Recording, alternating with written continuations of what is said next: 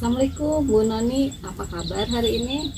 Waalaikumsalam warahmatullahi wabarakatuh. Alhamdulillah Bu, sehat-sehat. Hari ini kita akan melakukan coaching ya. Betul. Nah, sebagai awal saya akan mendiskusikan rubrik penilaian dengan Ibu. Nanti saya akan mengamati apakah kegiatan coaching itu nanti berjalan sesuai dengan rubrik penilaian dan alur Tirta. Kemudian nanti juga saya akan melihat bagaimana Ibu memberikan pertanyaan-pertanyaan dan bagaimana nanti coach merespon atau menanggapi pertanyaan dari Ibu. Kemudian saya juga akan melihat bagaimana prinsip coach diterapkan, mulai dari kemitraannya, proses kreatif, dan kemudian memaksimalkan potensi dari si coach. Pertanyaan pertama nih Bu, kompetensi apa yang akan Ibu kembangkan pada coaching kali ini? Untuk yang pertama, saya akan menerapkan kehadiran penuh, kemudian juga mendengarkan dengan aktif dan memberikan pertanyaan yang berbobot. Baik Bu. Kemudian yang kedua nih Bu, apa yang kira-kira secara spesifik pada coaching kali ini yang akan Ibu kembangkan? Secara spesifik, saya tetap akan kompetensi yang akan saya kembangkan yaitu tentang mendengarkan dengan aktif dan memberikan pertanyaan kepada coach dengan pertanyaan yang berbobot. Oke, bagus juga Bu.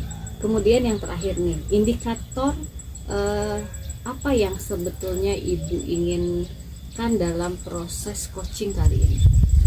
Indikator yang saya harapkan dari coach itu agar coach itu bisa menemukan solusi dari permasalahannya sendiri Bu. Oke, baik Bu, kalau demikian mari kita lakukan coaching bersama coach yang sebentar lagi akan ada di sini. Siap. Terima kasih Ibu. Sama-sama, terima kasih juga Bu Hera.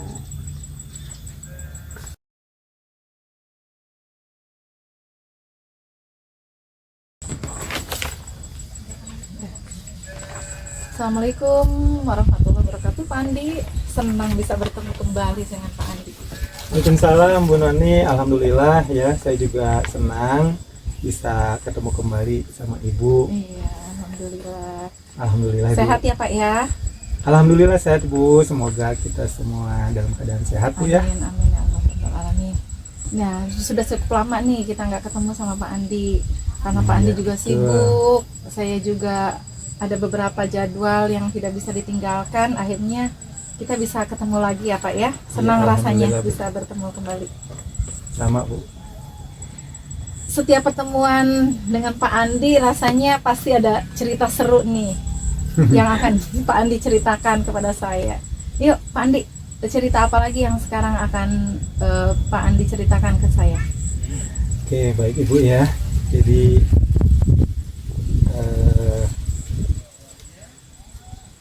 seperti biasa Bu ya, ada yang perlu mungkin saya bicarakan ke Ibu dalam percakapan kita kali ini. Karena saya guru ya, berarti tidak lepas dari interaksi saya dengan siswa. Jadi ini perihal kegelisahan saya sebagai seorang guru menghadapi sikap anak-anak. Sepertinya anak-anak zaman sekarang itu kalau diperhatikan ya kurang, gimana Bu ya, sepertinya kok kurang sopan gitu ya. Gitu Ibu, beda sekali dengan zaman kita Bu ya. Bagaimana kita bersikap kepada guru. Anak-anak sekarang itu rasanya kurang sopan aja begitu Ibu. Oke. Itu berarti di luar kelas ya Pak ya kejadiannya. Sekarang kalau misalkan kejadian yang ada di dalam kelas itu bagaimana nih Pak? Dalam kelas Bu ya, yang tadi itu ya betul di luar kelas. Jadi kalau misalnya di luar kelas tuh kalau papasan anak kadang cuek aja gitu, nyelonong.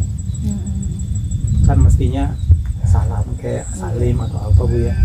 Kalau di dalam kelas juga kalau saya perhatikan juga tidak jauh beda ya, sama aja. Kalau belajar mereka suka nyeletuk, suka ngobrol. Intinya kurang memperhatikan pelajaran. Ini justru yang jadi permasalahan saya yang ingin saya bicarakan sama ibu itu. Di kelas saya itu ada siswa yang kalau saya sedang ngajar itu selalu ngobrol, gitu Bu. Iya. Mereka mengobrol sendiri gitu ya Pak ya di dalam kelas ya? Iya, dengan temannya gitu kan, tidak Iya, memperhatikan betul. pembelajaran. Iya. Mereka itu ngobrol, tidak memperhatikan pelajaran saya dengan temannya. Ada beberapa. Oke. Itu menurut Pak Andi, kira-kira penyebabnya itu apa ya? Sehingga mereka bisa cuek di pembelajaran Pak Andi. Kalau penyebabnya mungkin macam-macam Ibu ya. Bisa mungkin karena bosan barangkali. Karena bisa saja Bu ya, anak-anak bosan, terus karena bosan akhirnya mereka ngobrol. Atau mungkin bisa juga karena mereka apa ya? Itu kan berarti tidak sopan kan ya? Iya, Tidak betul. sopannya itu ketika pembelajaran berlangsung, guru menerangkan tapi mereka mengobrol sendiri, asik sendiri gitu. Betul. Itu kan itu juga salah satu ketidaksopanan di dalam kelas. Iya, betul. betul. Betul Nah, sekali. itu Bu. penyebabnya kira-kira menurut Pak Andi apa? Mungkin salah satunya tadi ya, mungkin anak jenuh dengan pembelajaran saya. Itu jenuh. Atau bisa juga karena mungkin tidak mengerti. Iya. mengerti. Dia tuh nggak ngerti sama pelajaran, berusaha keras untuk memahami, tapi nggak bisa-bisa. Itu juga bisa kan Bu ya? Iya, bisa. Iya. Nah, yang saya ingin tahu karena tadi kan mereka berpapasan dengan guru juga kurang sopan. Apa ada penyebab yang lain selain di dalam kelas seperti kejenuhannya pembelajaran, terus ketika di luar kelas tidak menegur sapa dengan guru, kadang mereka salam tapi kayaknya salam dari jalan gitu. Itu ada hal yang lain yang menyebabkannya? Seperti zaman sekarang kan itu kan kayaknya apa menurut Pak Andi? Ya mungkin bisa juga ya, perilaku mereka seperti itu karena pengaruh budaya juga ya. Betul. Zaman kita kan dulu akses informasi belum sehebat zaman sekarang. Iya. Kalau zaman sekarang anak-anak itu begitu mudahnya bisa mengakses informasi, ada di tangan, ada di genggaman mereka. Betul. Nah, yang masuk ke dalam gadget mereka itu bisa banyak hal Ibu ya, bisa hal-hal yang positif, bisa juga hal-hal yang negatif, termasuk budaya dari barat mungkin ya, yang tidak sesuai dengan adat ketimuran kita. Karena adat ketimuran kita itu kalau berpapasan, bertegur sapa itu adalah hal-hal yang biasa ya. Sementara kemudian kalau masuk budaya barat ke negara ke handphone anak gitu, anak bisa jadi mungkin menyerap budaya tersebut, kemudian bisa mempengaruhi. Kalau mereka nggak punya filter yang kuat, itu bisa terpengaruh. Betul. Akhirnya mereka bawa ke kehidupan mereka sehari-hari, termasuk di sekolah. Gitu. Memang itu masuk akal juga ya Pak ya, hal seperti itu. Jadi karena zaman sekarang yang sudah serba canggih, mungkin ada hal-hal yang positif, ada hal yang negatif yang diserap oleh anak.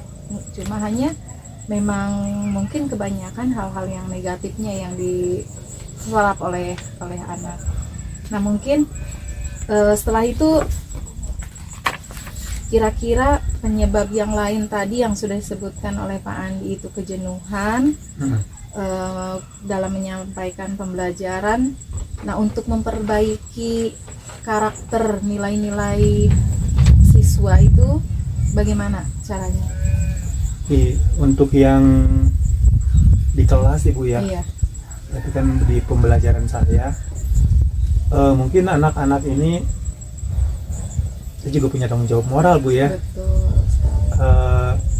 kalau di pembelajaran saya mereka mungkin jenuh karena apa, bisa jadi juga karena cara saya menyampaikan pembelajaran atau menyajikan pembelajaran mungkin kurang apa ya, kurang menyisipkan pembelajaran tentang nilai-nilai budi pekerti gitu. Jadi sepertinya memang perlu itu. Selama ini mungkin saya kurang Bu ya. Jadi sepertinya harus begitu, harus menyelipkan ke dalam pembelajaran. Betul Ibu. Berarti sudah teraba ya, Ya. untuk solusinya nih. Ya, Solusi sudah teraba. Kira-kira rencana apa yang akan Bapak lakukan dalam menyisipkan materi nilai-nilai atau karakter yang baik, yang positif di dalam setiap pembelajaran? Oh, rencananya mungkin yang pertama mungkin bisa langsung ketika saya mengajar, saya bisa langsung secara spontan mungkin ya menyisipkan nilai-nilai budi pekerti ketika pembelajaran sedang berlangsung. Tapi mungkin untuk ke depan saya sudah harus mulai membiasakan di dalam rencana pembelajaran saya menyisipkan di dalam RPP mungkin Ibu ya, saya bisa menyisipkan nilai-nilai budi pekerti untuk saya sampaikan kepada anak-anak gitu. Tapi untuk jangka waktu yang dekat mungkin saya bisa spontan saja. Itu mungkin bisa langsung saja ketika pembelajaran sedang berlangsung, saya bisa secara spontan menyisipkannya. Oke, Itu rencana saya mungkin seperti rencana itu. awal yang bagus ya Pak ya. Insya Allah Ibu. Setelah itu apalagi yang berarti kan Bapak mungkin akan menjadi contoh gitu mungkin ya Pak ya? Ya. Contoh atau teladan bagi siswa yang minimal mereka melihat secara langsung gitu. Oke, iya. Karena ini juga kalau soal budi pekerti memang mereka juga perlu contoh Bu ya. Saya sebagai guru mungkin ada tanggung jawab moral. Selain saya menyampaikan secara teoritis, tentu saja mungkin saya juga harus bisa memberikan contoh nyata lah.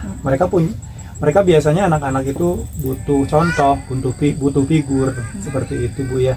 Jadi mungkin ketika saya menyampaikan pembelajaran yang disisipkan dengan nilai-nilai budi pekerti kepada siswa, jadi sifatnya mungkin tidak hanya sekedar menasehati satu arah gitu Bu ya. Jadi mungkin saya juga harus melakukannya juga supaya anak bisa mencontoh saya, mungkin seperti itu. Oke Pak, berarti yang tadi Bapak sebutkan untuk menjadi teladan. Nah, kira-kira menurut Bapak apakah itu nanti akan berdampak sangat kepada siswa-siswa Bapak? Insya Allah Bu ya, dampaknya sih mudah-mudahan ada Bu ya. Kita usahakan saja,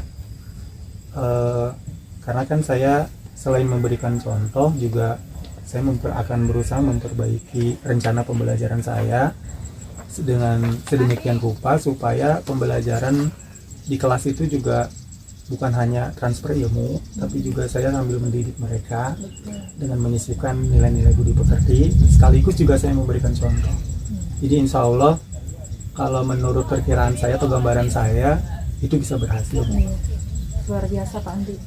Nah sekarang ketika Bapak melakukan hal seperti itu, memberi contoh teman teladan, kira-kira siapa yang mendukung Bapak untuk berkolaborasi melaksanakan hal tersebut?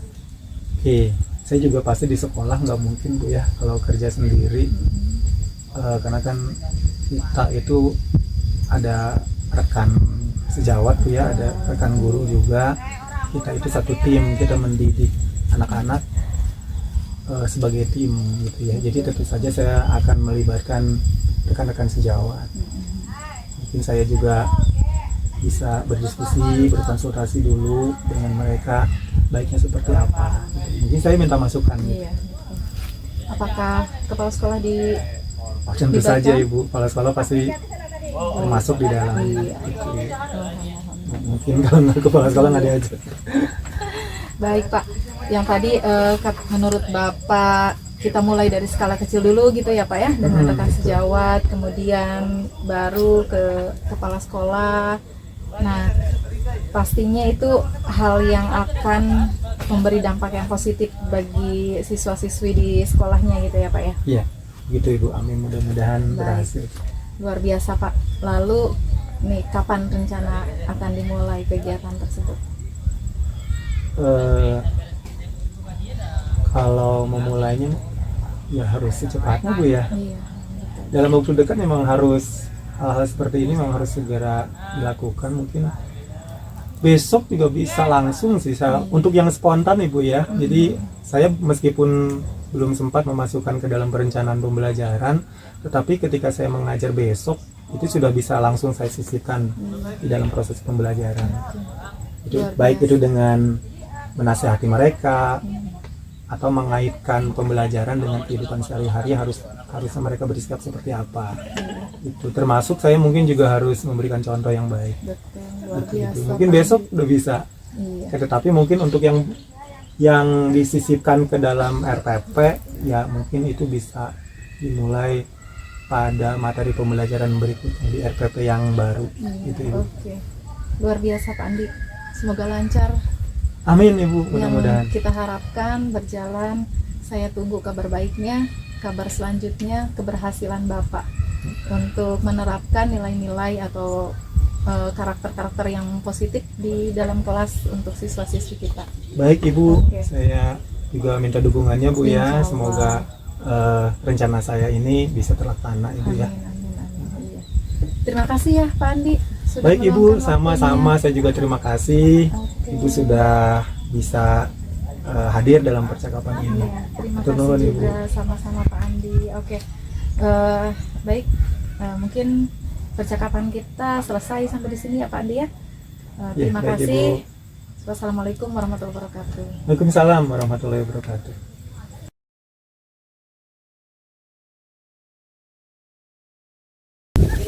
Alhamdulillah ya, proses coaching sudah berjalan dengan baik.